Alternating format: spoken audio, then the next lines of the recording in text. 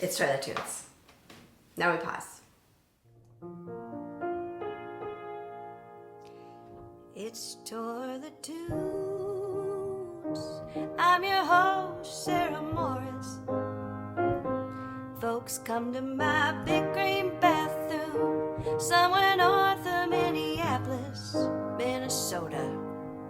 And we sing a little, we talk a bit, we put it out on the internet just in time for your Friday afternoon. Stay toilet tune, stay toilet tune.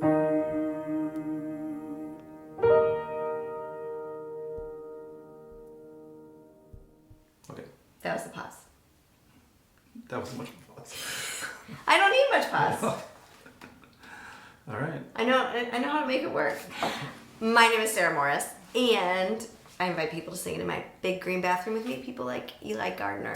Gardiner. Yes. Gardiner. And Eli is also a videographer. We'll talk about that later. So he was just helping me straighten out my screen for you, which is good. Just, jeez.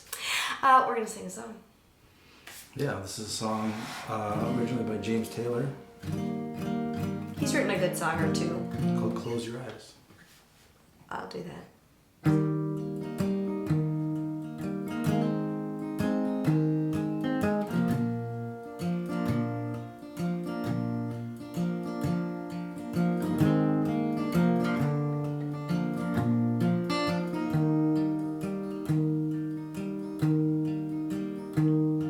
The sun is slowly sinking down. The moon is surely rising. This old world will still be spinning round.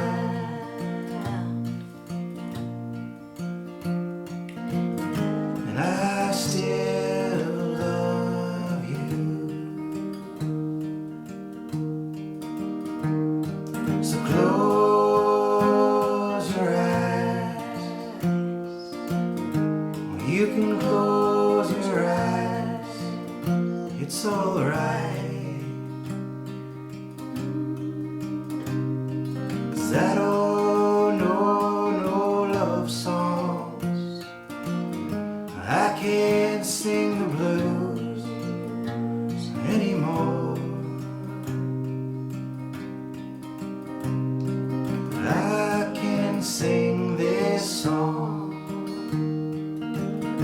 You can sing this song when I'm gone.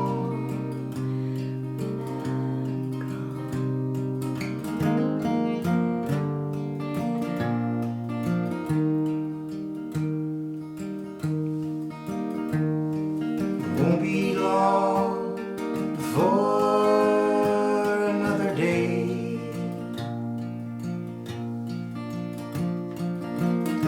We're gonna have a good time.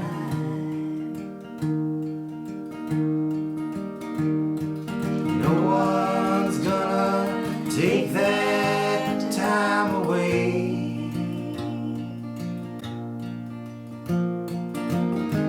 You can stay as long as you like. So close your eyes. You can close your eyes. It's alright. 'Cause I don't know no love songs. I can't sing the blues anymore. But I can sing this song. You can sing this song when I'm gone.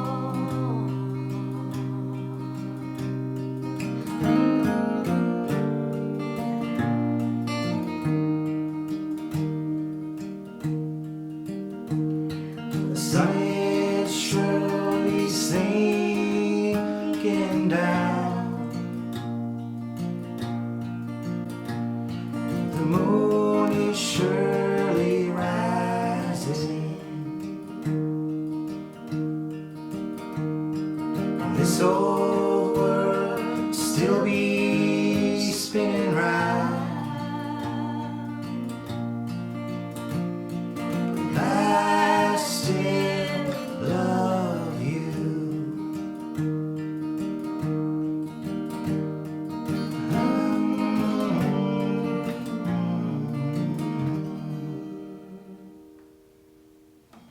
Can we high five? I felt it. That was good. I thought, yeah. Just got to remember how to end it, but that was great. You remembered. Yeah. Eli Gardiner, everybody. I first met you. You asked me to open a show for you at the Ice House. Was that last year? It was last February, and Yeah, I remember it was a Tuesday. it was a Tuesday. This special 2 for Tuesday, and it was a snowstorm. It was all those things. Yeah. It was all the twos. Yes, it was two, that's two, what it two. was, It was yeah. 2, 2, 2, 2, 2, Yes. and there were two of us. You had your band, and it was fantastic, and I was very happy to be there. Yeah, that was great. Yeah. And speaking of the Ice House, one of the reasons that you're here now is to talk about another show that you have at Ice House. Yeah, it's going to be the official single release show for my next album, which is going to be a live album. It's going to be May 11th. So it's already been recorded live, so when you show up at the show on May 11th, you will be seeing a live performance that will be honoring a previous live performance. Right. Yep. Yep. But you actually won't be on the don't show up thinking your hoots and hollers will make it. No. They won't be there because it'll already be done. But May 11th is a Thursday, and so it gets to start at 7 o'clock. That's very nice. Yeah, it's going to be an earlier show. It's going to be Roz and Stacy K opening up, and then it's going to be a full band show. Your band's amazing. Thank you. Dan Schwartz, Yep, Greg Nick Schutte, Salisbury. Nick Salisbury, Dan Schwartz, and Kevin Gamble on keys now. That's awesome. Yeah. Yeah. So it's a really great band. It's going to be a great night. Ice House is just a wonderful place to be. Yeah, it's a great room. And it's a special room, I think, in the springtime because when it's like not quite ready to be sitting outside for music, there's really nice windows, so you can still feel a little bit of that like warmth. I'm excited for that warmth. Oh my gosh, we're gonna get there. Yeah. Actually, it might already be here today, which is April 14th. It could be here. It's actually supposed to be really warm today. Yeah. But May 11th, it'll just be all this cold weather will just be a memory. Do you know the song that you're releasing as a single? The song itself? Yeah, like, have you decided which single it is? I haven't decided yet. No. No. And the live album is interesting because it's a mixture of songs that I did in the past album, and then also unreleased songs as well. Cool. So it's a mixture of new unreleased songs and older ones. How many songs are going to be on the new album? Total of 10. Total of 10. And you were telling me, so it was recorded at Astor Cafe, which is another spot in town that we all adore. And someone else recorded, because you were busy that day, singing, Right. performing. But now, you're doing everything. Yeah, now I put on my producer hat, and Is this that? Is that the hat you're wearing right now, or is it different? it could be this one. It could be. It's a good hat. Yeah, so I've mixed stuff before, but I've decided I'm going to do it all this time, and I'm mixing and everything that goes in with that, and mastering it as well. That's awesome. You are a videographer. Photojournalist. So I imagine some of those like curating and editing skills that you apply to the visual sphere come in handy in this new. Yeah, I think I'm able to switch my brain a little bit and be objective. Because I think that's the key to mixing your own music. Yeah, It's hard. Can't even imagine. But it also helps when you have a great band behind you. Yeah, when And you have you great have other people's content. involvement, in, Yeah. and they're doing stuff that it's not all you. I can't imagine doing everything, playing every instrument. Yeah. I know that a lot of people do, but Yeah.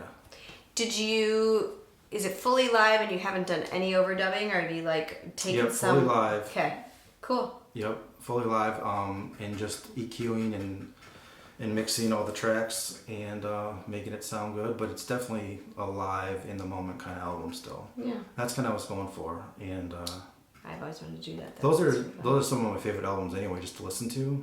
We were just talking about James Taylor before we got into the bathroom, and how one of my favorite recordings of his was his like double live CD that I had.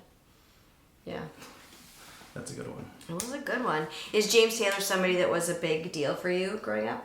Yeah, my dad was a classical guitarist, and he played a lot of James Taylor, and that's why I wanted to pick the song we played today. Was he used to sing that to me and my brothers like as a bedtime song. Oh my goodness. So yeah, it's such a, what I was struck by when I was listening to it like in preparation for today was just like the real sweet solid invitation in saying to someone like, you're so safe here, just go on, close your eyes, you're good.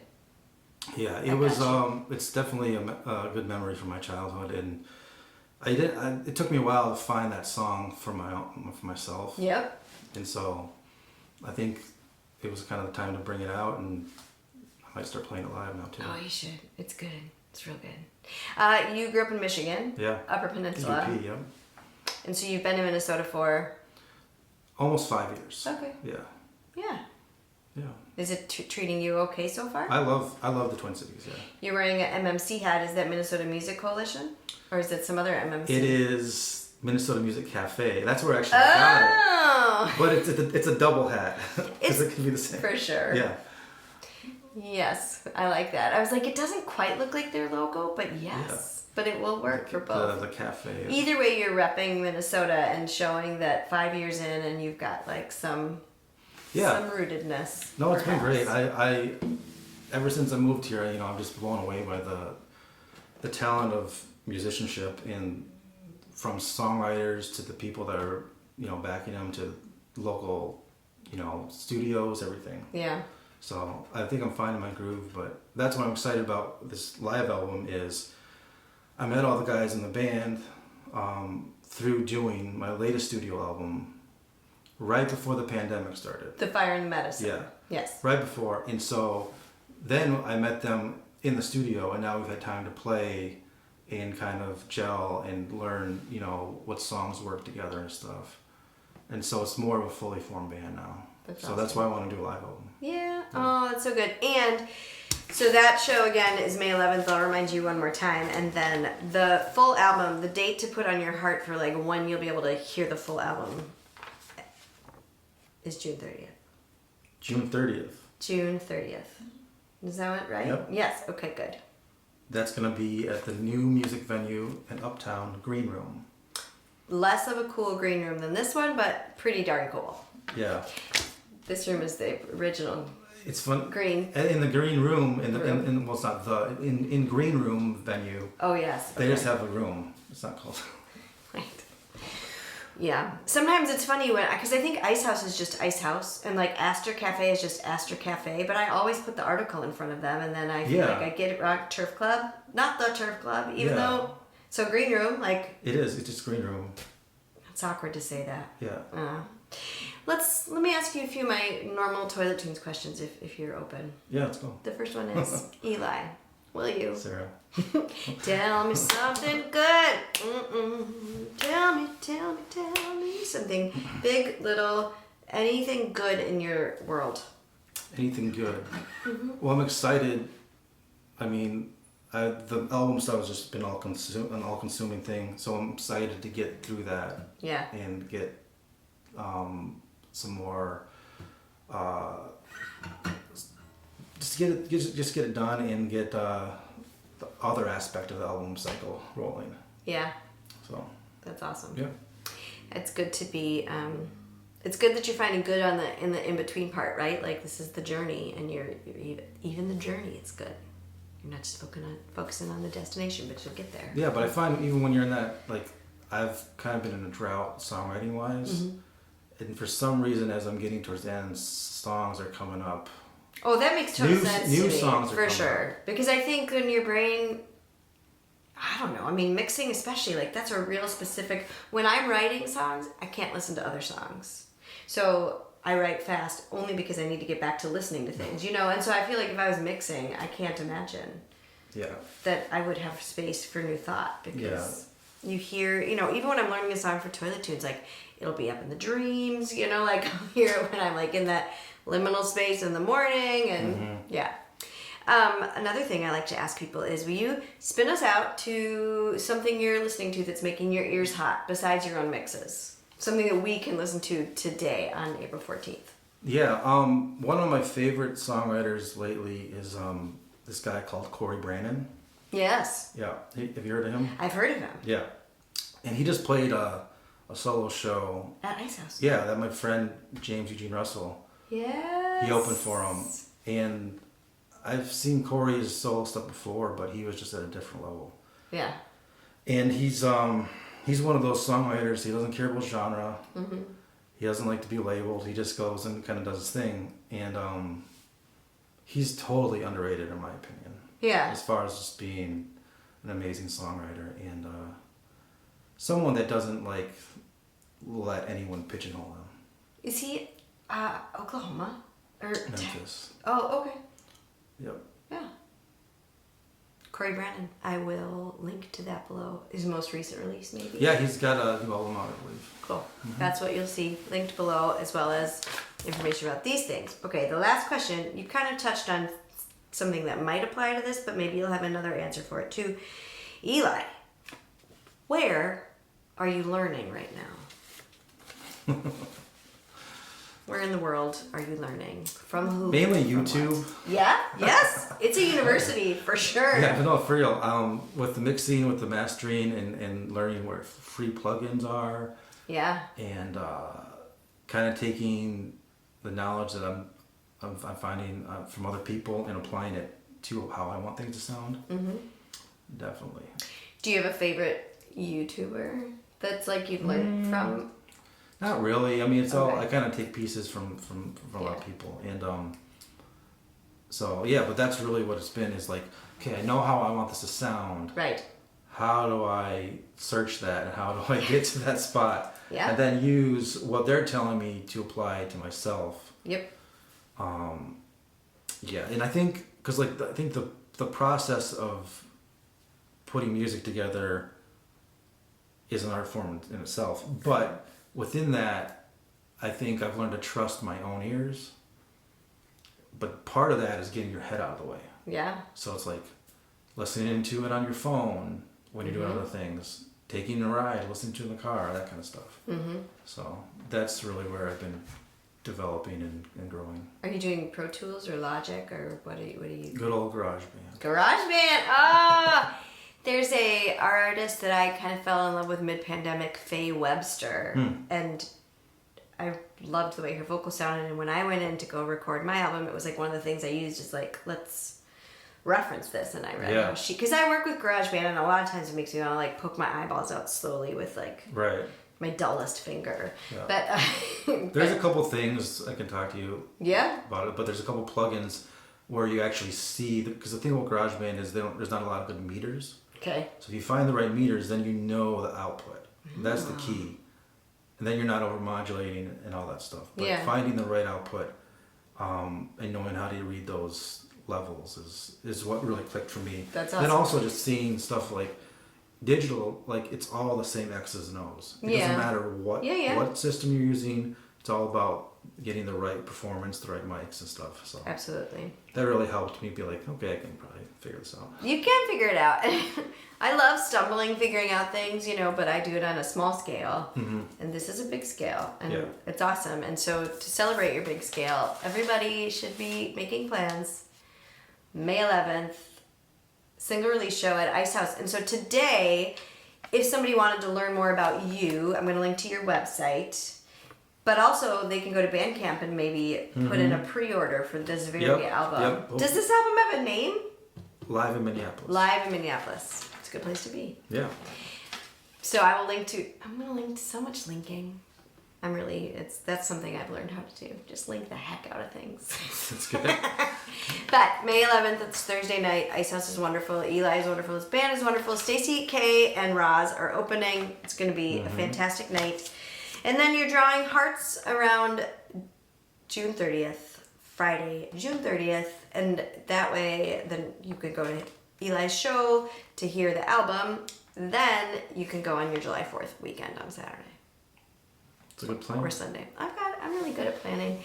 I could run everyone's life just a little if only they would let me. Send you the right links. Send me the right links? Oh, I will.